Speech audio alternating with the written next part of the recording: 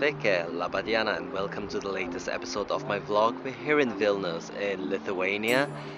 Once part of the Soviet Union, Lithuania is a proud member of the European Union. It's early June, summer has arrived, and Vilnius is looking absolutely beautiful.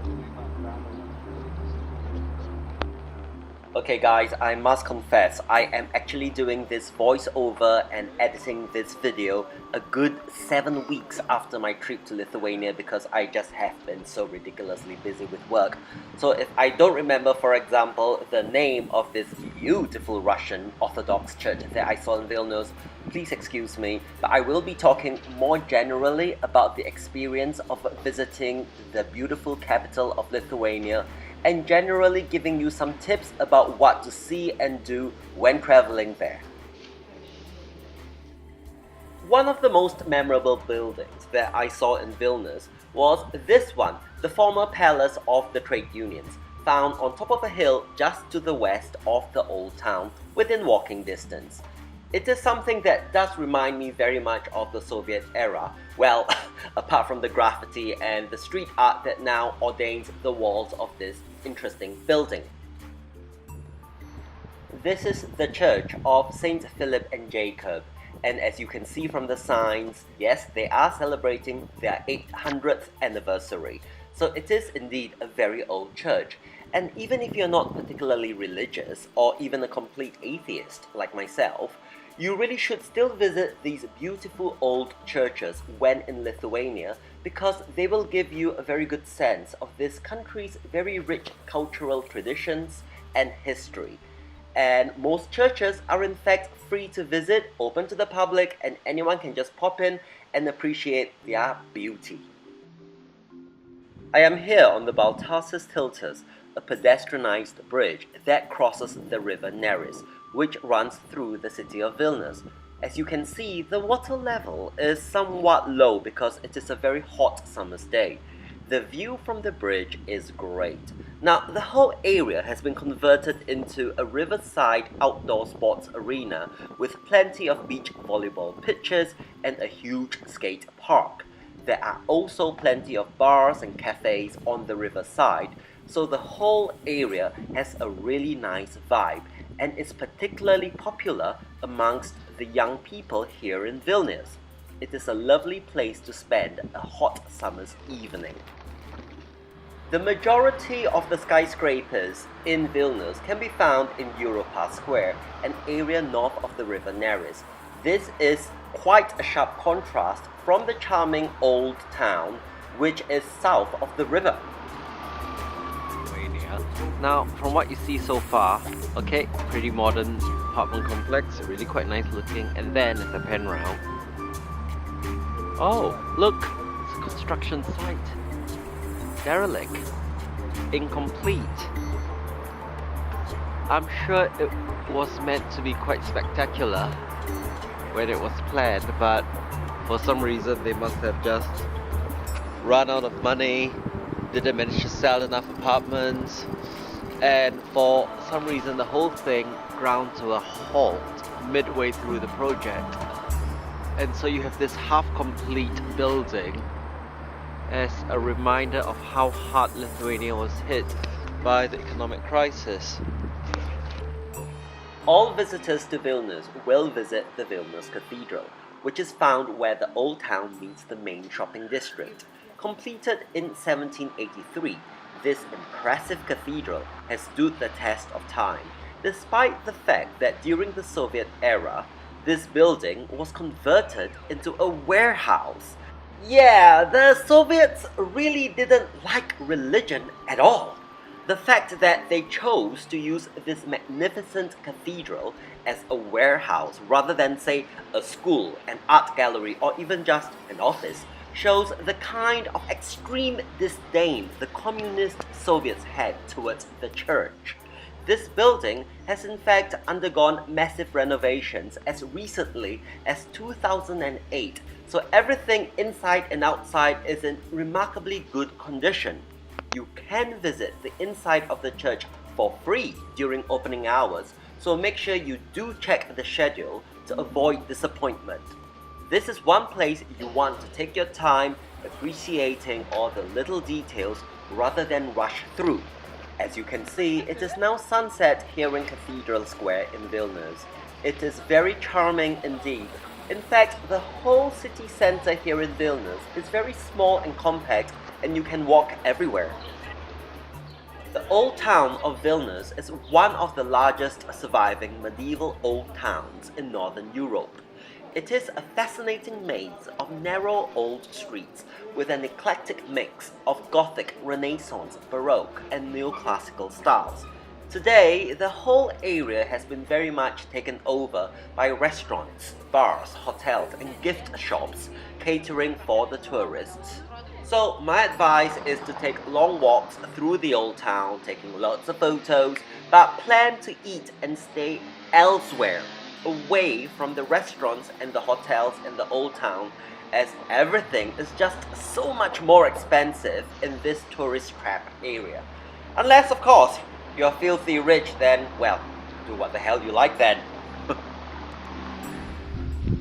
We've in fact stumbled upon a film set.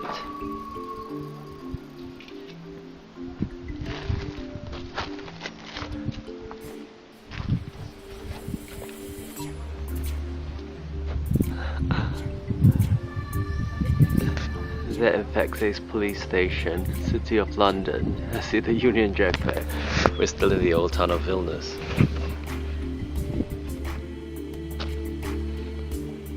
Well, you can see why so many people come to Lithuania to make their films. Some of the scenery in the old town and the countryside absolutely stunning, and everything's a lot cheaper because we're in Eastern Europe. And actually we were able to visit the execution chamber where thousands of people were executed for crimes no more than resisting the Soviet occupation, the Russification of Lithuania, and it was one of the most spine-tingling, grim experiences I've ever had, knowing that I stood in the same room where so many people were executed, and to see bullet holes on the wall. And the scary thing is, all this happened within my lifetime. I remember growing up in the 70s, 80s, and learning about the Soviet Union. I was quite fascinated by it from a geographical point of view as a young student learning about the world. But the grim reality was really brought home to me in here today. And so yes, you can see why the Lithuanians are not fond of the Russians and the Soviets. This is yet another beautiful Russian Orthodox church that I visited in Vilnius. I'm so sorry, I really cannot remember where it was or what it was called. But here is the legacy of the Russian presence in Lithuania. A lot of believers being a part of the Russian Orthodox Church. Now, the official language of Lithuania is of course Lithuanian, and even though 80% of the population here speaks some Russian, because Lithuania was part of the Soviet Union for about 50 years, hardly anyone wants to speak it anymore because of the bad memories of the brutal Soviet regime. And as you walk around Vilnius, it's actually quite hard to find any Cyrillic writing apart from in Russian churches. There are actually quite a large number of Russian Orthodox churches all over Vilnius, in fact all over Lithuania, and they're all extremely pretty. I have been to some where I've seen services going on in Russian, and there is clearly a Russian-speaking community here in Lithuania. Indeed, religion has made a huge comeback in Lithuania today, and we have come a very long way from the dark period in the Soviet era when religion was actively suppressed. Очистить и посвятить разум, плохим делом слухать благословение, abyś nam skutków tego niebieskiego najświętszego sakramentu w obfitości Okay, we're in the funicular railway going up to the castle. It's getting late in the day and I'm getting tired. Bit of money, save time, save energy. It's quite steep. Imagine it'd be quite fun in here in the winter when it's completely snowed over. Look at the view of Vilnius you have.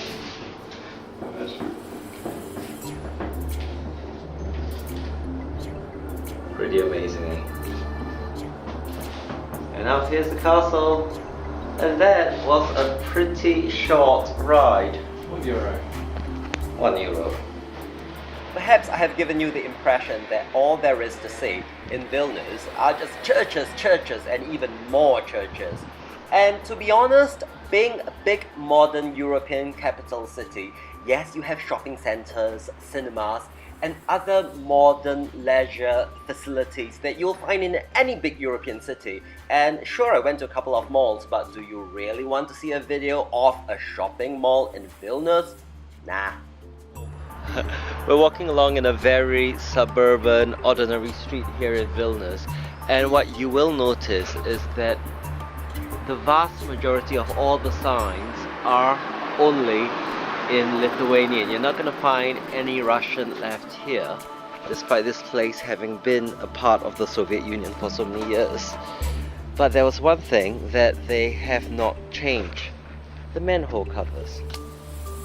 And if you can read Cyrillic, that says telephone, so we know those are telephone wires down there.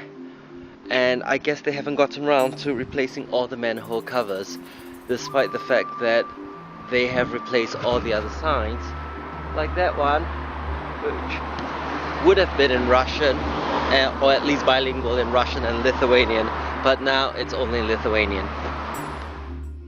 Indeed, Lithuanian language and culture have had a huge revival since independence, and nowhere else is this more celebrated than in Literature Street, here in the heart of Vilnius, where the walls of this pedestrianized alley are adorned with artworks and plaques celebrating the most famous writers of Lithuanian literature. Given the way Lithuanian culture and language was so suppressed back in the Soviet era, such an art project wouldn't even exist back in those dark days. And even if you don't recognize any of the writers celebrated here, it is still an extremely interesting place to visit as a tourist. A very good reason for you to visit Vilnius is because it offers all the charms and sophistication you would expect of any big European city. However, as it is in Eastern Europe, your holiday here would be a lot cheaper than somewhere like Berlin, Paris, Rome, or Vienna, and your euros will go a lot further in Lithuania. It just goes on and on and on forever. I've been walking for ages in the old town. It just seems to go on forever, and there's always something else to see as you turn around the corner.